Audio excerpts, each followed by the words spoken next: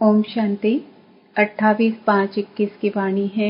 मीठे बच्चे, बाप द्वारा तुम्हें जो सृष्टि के आदि मध्य अंत की नॉलेज मिली है, इसे तुम बुद्धि में रखते हो, इसलिए तुम हो स्वदर्शन चक्रधारी। प्रश्न: रूह को पावन बनाने के लिए रूहानी बाप कौन सा इंजेक्शन लगाते हैं? उत्तर: मन मना भव का। यह इंजेक्शन रूहानी बाप के सिवाय कोई लगा नहीं सकता। बाप कहते हैं, मीठे बच्चे, तुम मुझे याद करो, बस याद से ही आत्मा पावन बन जाएगी। इसमें संस्कृत आदि पढ़ने की भी जरूरत नहीं है। बाप तो हिंदी में सीधे शब्दों में सुनाते हैं। रूह को जब यह निश्चय हो जाता है कि रूहानी बाप हमें पावन बनने की युक्ति बता रहे हैं, तो विकारों को छोड़ दी जाती है। ओम शांति। ओम शांति का अर्थ तो बच्चों को समझाया है। आत्मा अपना परिचय देती है, मेरा स्वरूप शांत है और मेरे रहने का स्थान शांति धाम है, जिसको परम धाम निर्वाण धाम भी कहा जाता है। बाप भी कहते हैं कि देह अभिमान छोड़ देही अभिमानी बनो। बाप को याद करो, वह है पतित पावन। यह कोई भी नहीं जानते कि हम आत्मा हैं। यहाँ आए हैं पाठ बजाने। अब ड्रामा पूरा होता है, वापस जाना है। इसलिए कहते हैं, मुझे याद करो तो तुम्हारे विकर्म विनाश होंगे। इसको ही संस्कृत में कहते हैं मन मना भव। बाप ने कोई संस्कृत में नहीं कहा है। बाप तो इस हिंदी भाषा में समझाते हैं। जैसे गवर्नमेंट कहती है एक ही हिंदी भाषा होनी चाहिए, बाप ने भी वास्तव में हिंदी में ही समझाया है। परंतु इस समय अनेक धर्म मठ पंथ होने के कारण भाषाएं भी अनेक प्रकार की कर दी हैं। सतयुग में इतनी भाषाएं होती नहीं जितनी यहाँ है। गुजरात में रहने वालों की भाषा अलग, जो जिस गांव में रहते हैं वह वहाँ की भाषा जानते हैं। अनेक मनुष्य हैं, अनेक भाषाएं हैं। सतयुग में तो एक ही धर्म, एक ही भाषा थी। अभी तुम बच्चों को सृष्टि के आदि मध्य अंत की नॉलेज बुद्धि में है। यह कोई शास्त्र में नहीं है। ऐसा कोई शास्त्र नहीं जिसमें यह नॉलेज हो। न कल्प की आयु का ही लिखा हुआ है, न किसको मालूम है। सृष्टि तो एक ही है। सृष्टि का चक्र फिरता रहता है। नई से पुरानी, पुरानी से फिर नई होती है। इसको ही कहा जाता है स्वदर्शन चक्र। जिसको इस चक्र का नॉलेज है उसको कहा जाता है स्वदर्शन चक्रधारी। आत्मा को ज्ञान रहता है यह सृष्टि चक्र कैसे फिरता है। वह फिर कृष्ण को, विष्णु को स्वदर्शन चक्र दे देते हैं। अब बाप समझाते हैं, उन्हों को तो नॉलेज थी नहीं। सृष्टि के आदि मध्य अंत का नॉलेज बाप ही देते हैं। यह है स्वदर्शन चक्र, बाकी कोई हिंसा की बात नहीं जिससे गला कट जाए। यह सब झूठ लिख दिया है। यह नॉलेज बाप के सिवाय कोई मनुष्य मात्र दे ना सके। मनुष्य को कभी भगवान कह नहीं सकते, जबकि ब्रह्मा विष्णु शंकर को भी देवता कहा जाता है। जो बाप की महिमा है वह देवताओं की भी नहीं। बाप तो राजयोग सिखा रहे हैं। ऐसे नहीं कहेंगे, बच्चों की भी वही महिमा है जो बाप की है। बच्चे फिर पुनर्जन्म लेते हैं। बाप तो पुनर्जन्म में नहीं आते हैं। बच्चे बाप को याद करते हैं। ऊंचे ते ऊंचा है भगवान, वह सदा पावन है। बच्चे पावन बन फिर पतित बनते हैं। बाप तो है ही पावन। बाप का वर्षा भी जरूर चाहिए बच्चों को। एक तो मुक्ति चाहिए, दूसरा जीवन मुक्ति चाहिए। शांति धाम को मुक्ति, सुख धाम को जीवन मुक्ति कहा जाता है। मुक्ति तो सबको मिलती है। जीवन मुक्ति जो पढ़ेंगे उनको मिलेगी। भारत में बरोबर जीवन मुक्ति थी, बाकी सब इतने मुक्ति धाम में थे। सतयुग में सिर्फ एक ही भारत खंड था, लक्ष्मी नारायण का राज्य था। बाबा ने समझाया है, लक्ष्मी नारायण के मंदिर सबसे जास्ती बनाते हैं। बिड़ला आदि जो मंदिर बनाते हैं वह यह नहीं जानते कि लक्ष्मी नारायण को ये बादशाही कहाँ से मिली, कितना समय राज्य किया, फिर कहाँ चले गए। कुछ भी नहीं जानते। तो जैसे गुरुओं की पूजा हुई ना, इसको कहा जाता है भक्ति। आपे ही पूज्य, फिर आपे ही पुजारी। पूज्य और पुजारी में बहुत फर्क है। उनका भी अर्थ होगा ना। पतित उनको कहा जाता है जो विकारी है। क्रोधी को पतित नहीं कहेंगे। जो विकार में जाते हैं उनको पतित कहा जाता है। इस समय तुमको ज्ञान अमृत मिलता है। ज्ञान का सागर है ही एक बाप। बाप ने समझाया है।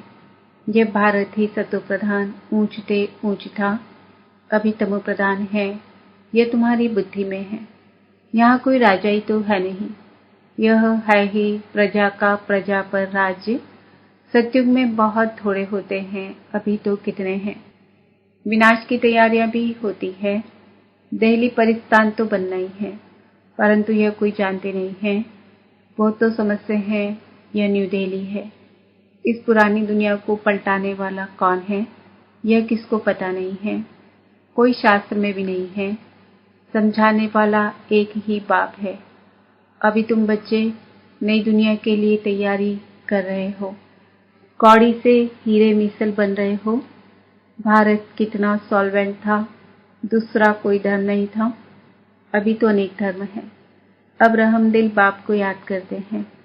भारत सुखधाम था, ये भूल गए हैं।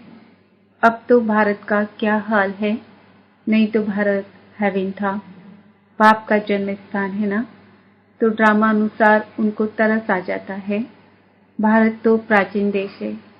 कहते भी हैं बरोबर क्राइस्ट से 3000 वर्ष पहले भारत स्वर्ग था और कोई धर्म नहीं था। अभी ये भारत बिल्कुल पट आकर पड़ा है।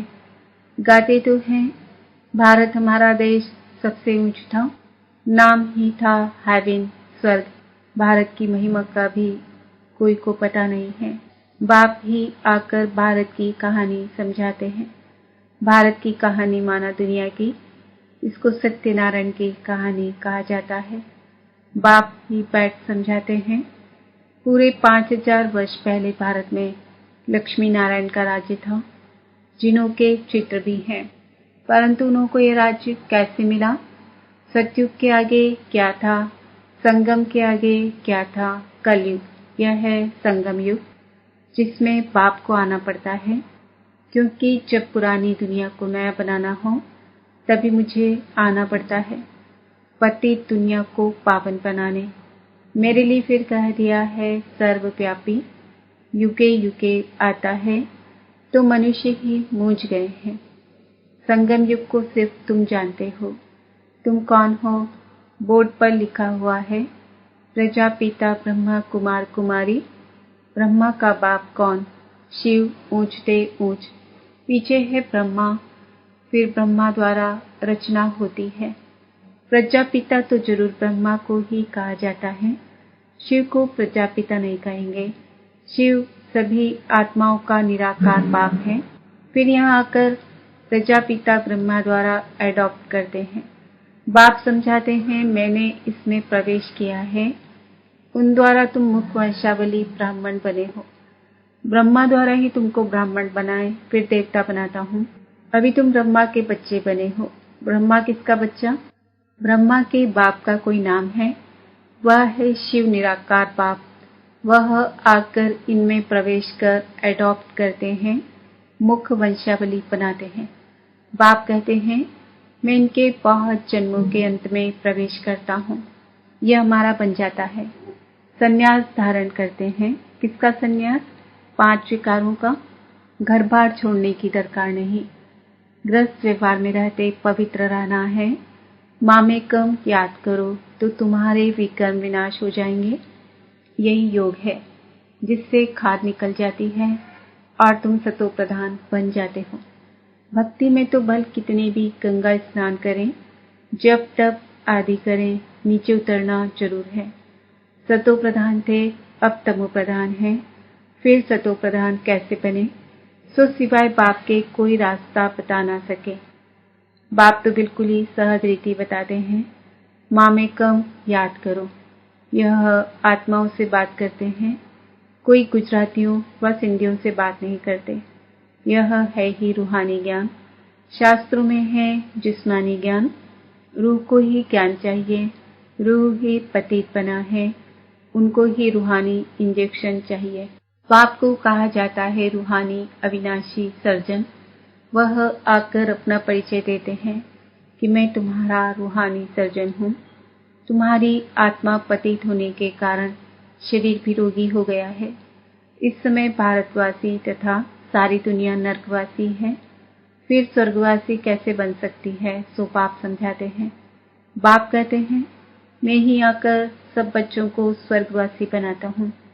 तुम भी समझते हो, बरोबर हम नरकवासी थे। कलयुग को नरक कहा जाता है।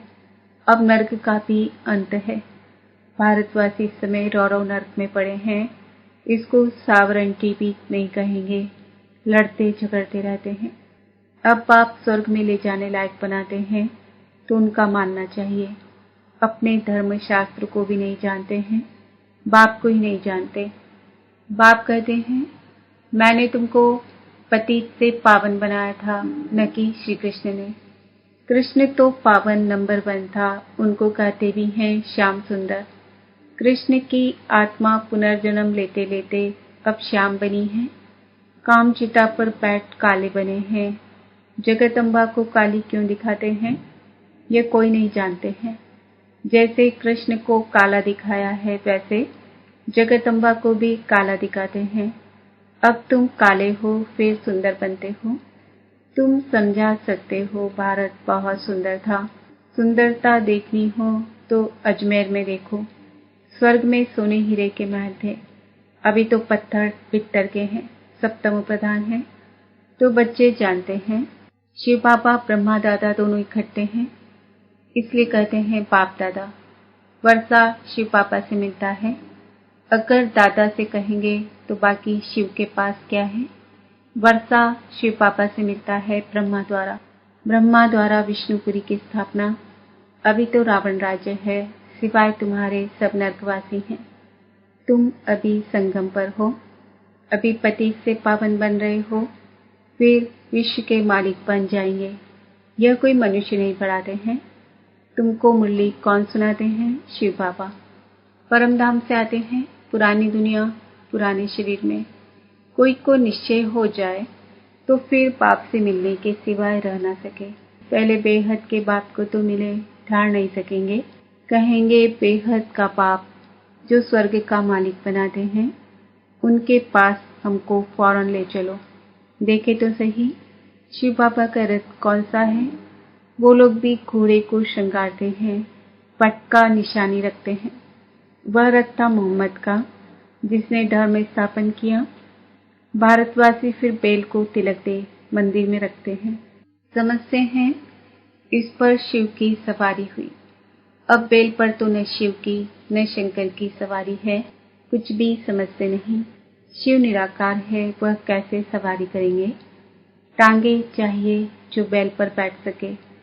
यह है अंधश्रद्धा। अच्छा, मीठे मीठे सिक्किल दे बच्चों प्रति माता पिता बाप दादा का याद प्यार और गुड मॉर्निंग। रूहानी बाप की रूहानी बच्चों को नमस्ते। हम रूहानी बच्चों की रूहानी बाप दादा को याद प्यार, गुड मॉर्निंग, नमस्ते, ओम शांति। धारणा के लिए मुख्य सार। बाप से जो ज्ञान अमृत मिलता है, उस अमृत को पीना और पिलाना है। पुजारी से पूज्य बनने के लिए विकारों का त्याग करना है। बाप जो स्वर्ग में जाने के लायक बना रहे हैं, उनकी हर बात माननी है, पूरा निश्चय बुद्धि बनना है। वरदान। अपने संपूर्ण स्वरूप के आह्वान द्वारा आवागमन के चक्र से छूटने वाले लक्की सितारे भव। अब अपनी संपूर्ण स्थिति व संपूर्ण स्वरूप का आह्वान करो तो वही स्वरूप सदा स्मृति में रहेगा। फिर जो कभी ऊंची स्थिति कभी नीची स्थिति में आने जाने का चक्र चलता है, बार बार स्मृति और विस्मृति के चक्र में आते हो, इस चक्र से मुक्त हो जाएंगे। वे लोग जन्म मरण के चक्र से छूटना चाहते हैं और आप लोग व्यर्थ बातों से छूट चमकते हुए लक्की सितारे बन जाते हो। स्लोगन। किसी भी विघ्न के वश होना, अर्थात डायमंड पर दाग लगाना। आज का सुमन है, मैं आत्मा लक्की सितारा हूँ। ओम शांति।